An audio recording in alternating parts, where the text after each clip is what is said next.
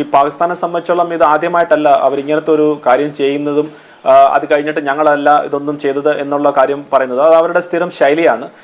അവരത് പറഞ്ഞുകൊണ്ടിരിക്കും, അവർക്ക് തിരിച്ചടി കിട്ടേണ്ടുള്ള സമയത്ത് അത് കിട്ടിക്കൊണ്ടേയിരിക്കും എന്നുള്ളതാണ് നമ്മൾ മുൻപിൽ കണ്ടിട്ടുള്ളത്. അത് എന്ത് ചെയ്താലും അവരൊന്നും ചെയ്തിട്ടില്ല എന്നുള്ള ഒരു സമീപനമാണ് അവർക്ക് ഉള്ളത്. അത് അവരുടെ ഒരു എന്താ പറഞ്ഞ അവരുടെ ഒരു DNA ഉള്ളതെന്ന് വേണമെങ്കിൽ പറയാം. അത് കാർഗിൽ യുദ്ധം നടന്നിട്ട് പോലും കാർഗിൽ അവരല്ല ചെയ്തതെന്നും പർവേസ് മുഷറഫ് പറഞ്ഞ ഒരു സാഹചര്യമുണ്ട്. അവരുടെ പ്രധാനമന്ത്രിക്ക് പോലും അറിയത്തില്ലായിരുന്നു കാർഗിൽ അവരാണ് ചെയ്തതെന്നുള്ളത്.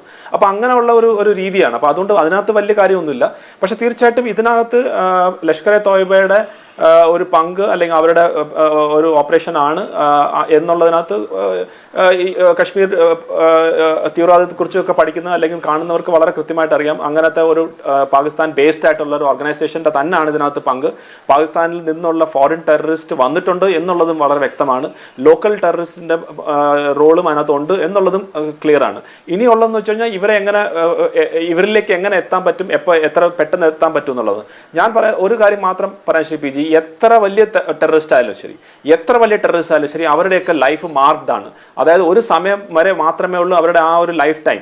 അത് കഴിഞ്ഞാൽ അവരെ ന്യൂട്രലൈസ് ചെയ്തിരിക്കും. പണ്ട് അവിടുത്തെ ഒരു ജനറൽ പറഞ്ഞ പോലെ കിത്തനെ ഗാസി ആയ കിത്തനെ ഗാസി ഗയ എന്ന് പറയുന്ന പോലെ എത്ര സൈഫുല്ല കസൂറിമാരായാലും ശരി അവരെ എല്ലാം തന്നെ അവരുടെ ഏത് മാളത്തായാലും ശരി അവിടെ പോയി അവർ ചെയ്ത ഓരോ ഈ പാപങ്ങൾക്കും അതിന് മറുപടി അവരുടെ ആ ഒരു കാര്യത്തിൽ തീർച്ചയായിട്ടും നമ്മൾ ചെയ്യും എന്നുള്ള യാതൊരു സംശയമില്ല. അതുപോലെ തന്നെ ഈ ടെററിസ്റ്റിനെ ന്യൂട്രലൈസ് ചെയ്യുന്ന കാര്യം മാത്രമല്ല, ടെററിസ്റ്റിനെ ന്യൂട്രലൈസ് ചെയ്തുകൊണ്ട് മാത്രമല്ല ഇതിന്റെ ഒരു പരിഹാരം. ഇതിന് ബാക്കിൽ നിന്ന് പ്രവർത്തിച്ചിട്ടുള്ളവർ, അത് ഞാൻ കാണുന്നത് Pakistan army chief general Asif Munir ഒരാഴ്ച മുമ്പ് അദ്ദേഹം പറഞ്ഞ സ്പീച്ചിന്റെ ഒക്കെ ഒരു പല കാര്യങ്ങളും ഇപ്പൊ പുറത്തു വരുന്നുണ്ട്. അപ്പൊ അതുകൊണ്ട് ഏറ്റവും ഹയസ്റ്റ് ലെവലിൽ തന്നെ ഇതിനുള്ള പാഠങ്ങൾ കിട്ടണം തന്നെയാണ് എന്നെ പോലുള്ള ആളുകൾ ആഗ്രഹിക്കുന്നത്. പാകിസ്ഥാൻ ആർമിയെ സംബന്ധിച്ചോളം അവരുടെ പാകിസ്ഥാന്റെ ഉള്ളിൽ ഏകദേശം ഒരു 10-15 വർഷത്തിലുള്ള ഒരു സൈക്കിളിൽ അവരുടെ ആളുകളുടെ ഇടയ്ക്ക് അവരൊരു വില ഇല്ലാത്തൊരു അവസരം വരാറുണ്ട്.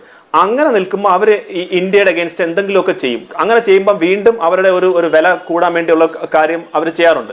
അതിപ്പം 4-5 വർഷത്തിന്റെ ഇടയ്ക്കിടയ്ക്ക് ഇങ്ങനെ അവർക്കൊരു തിരിച്ചടി കിട്ടുന്നുണ്ട്. ഇപ്പൊ ബലൂചിസ്ഥാനിൽ നടന്നാലും ശരി, അഫ്ഗാനിസ്ഥാൻ ബോർഡറിൽ നടന്നാലും ശരി, TTP അവരുടെ ഉള്ളിൽ ചെയ്യുന്ന കാര്യങ്ങളായാലും ശരി, അവരെ സംബന്ധിച്ചുള്ള പാകിസ്ഥാൻ ആർമിക്ക് അത്രയും നാണക്കേട് ആയിട്ടുള്ള ഒരു സമയമാണ്. അതുകൊണ്ടാണ് പാകിസ്ഥാൻ ആർമി ചീഫ് പുറത്തു പോയിട്ട് ഒരു മത തീവ്രവാദിയെ പോലെ സംസാരിച്ച് വിദ്വേഷവും ഒക്കെ പറഞ്ഞ് ഭാരതത്തിന്റെ അഗേൻസ്റ്റ് ആയിട്ടുള്ള കാര്യങ്ങൾ പറയാൻ മുതിർന്നത്. അപ്പൊ തീർച്ചയായിട്ടും പാകിസ്ഥാൻ ആർമിയെ സംബന്ധിച്ചോളം അവർക്ക് ഭാരതത്തിൽ നിന്ന് എന്തെങ്കിലും ഇങ്ങനത്തെ ഒരു വിഷയം വരികയാണെങ്കിൽ അവർക്ക് അവരുടെ നിലനിൽപ്പിന് വേണ്ടിയുള്ള കാര്യമാണ്. പക്ഷെ അവർ മറന്നുപോകുന്ന കാര്യം, ഇന്ന് ഭാരതവും പാകിസ്ഥാനും തമ്മിൽ ഓരോ കാര്യത്തിലും വളരെയേറെ വ്യത്യാസമുണ്ട്. അതായത് എക്കണോമിക് ആയാലും ശരി, മറ്റു കാര്യങ്ങളായാലും ശരി. ഇന്ന് സത്യം പറഞ്ഞാൽ പാകിസ്ഥാൻ നമ്മളെ സംബന്ധിച്ചോളം ഒന്നുമല്ല. നമ്മളിപ്പോൾ അവരെ ഫോക്കസ് പോലും ചെയ്യാറില്ല.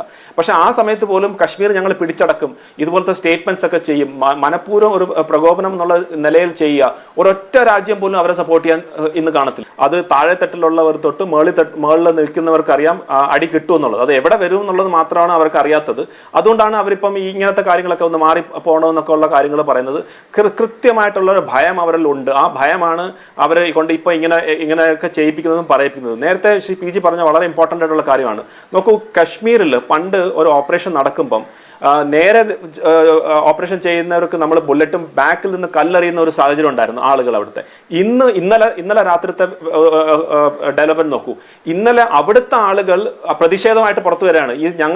ഇങ്ങനത്തെ ഭീകരവാദം എന്തിനാണ് ചെയ്യുന്നത്, നമ്മൾ അഗേൻസ്റ്റ് ആയിട്ട് എന്തിനാണ് ചെയ്യുന്നതെന്ന് കശ്മീരിലെ ആളുകൾ അവിടെ സ്ട്രീറ്റ്സിൽ ഇറങ്ങി പ്രൊട്ടസ്റ്റ് ചെയ്യുന്നുണ്ട്. ഇന്ന് കശ്മീരിൽ കംപ്ലീറ്റ് ബന്ദാണ്. അതായത് ഈ ഭീകരവാദം ചെയ്തതിന്റെ എതിരായിട്ട് കശ്മീരിലെ ആളുകൾ തന്നെ ബന്ദ് പ്രഖ്യാപിച്ചിട്ട് അങ്ങനെ നിൽക്കുകയാണ്. അപ്പൊ അത് തന്നെയാണ് കാണിക്കുന്നത് എന്തുമാത്രം മാറ്റമാണ് അവിടെ കശ്മീരിൽ വന്നിട്ടുള്ളതെന്ന്.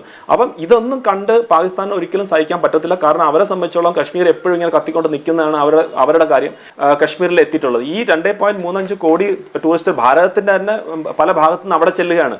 അവിടെ ചെന്ന് അവരുടെ വരുമാനം ഇൻക്രീസ് ചെയ്യാണ്, അവരുടെ ക്വാളിറ്റി ഓഫ് ലൈഫും ലൈഫ് സ്റ്റാൻഡേർഡ്സും ഒക്കെ ഇൻക്രീസ് ചെയ്യാണ്.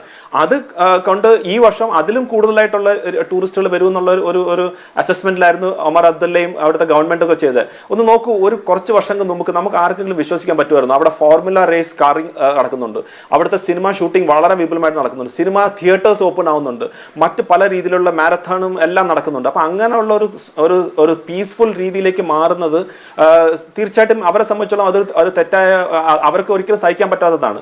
അപ്പം ടൂറിസ്റ്റുകളെ ഈ ടൂറിസ്റ്റ് സീസൺ തുടങ്ങുന്ന സമയത്ത് തന്നെ അത് ഇല്ലാതാക്കാനുള്ള ഒരു ശ്രമം തന്നെയാണ്, അതൊരു ഭയം സൃഷ്ടിക്കാനുള്ള ശ്രമം തന്നെയാണ് ഈ ഒരു അറ്റാക്കിലൂടെ അവർ ചൂസ് ചെയ്യുന്ന ടാർഗറ്റും അതേപോലെ തന്നെയാണ്. വളരെ എൻജോയ് ചെയ്യാനും വളരെ ലൈഫിൽ നല്ല നിമിഷങ്ങൾ ഓർത്ത് സൂക്ഷിക്കാൻ വേണ്ടി പോയ ആളുകളുടെ ആ നിമിഷങ്ങളിലേക്ക് ഭയം കൊണ്ടുവരിക എന്നുള്ള ലക്ഷ്യത്തിലാണ് അവരത് ടാർഗറ്റ് ചെയ്തിരിക്കുന്നത്. തീർച്ചയായിട്ടും ഇതൊരു തിരിച്ചടി ഡെഫിനറ്റ് ആയിട്ട് ശ്രീ പി ജി അത് കിട്ടും എന്നുള്ളതിനകത്ത് മാത്രമാണ് എനിക്ക് ഇപ്പം ലാസ്റ്റ് ആയിട്ട് പറയാനുള്ളത്.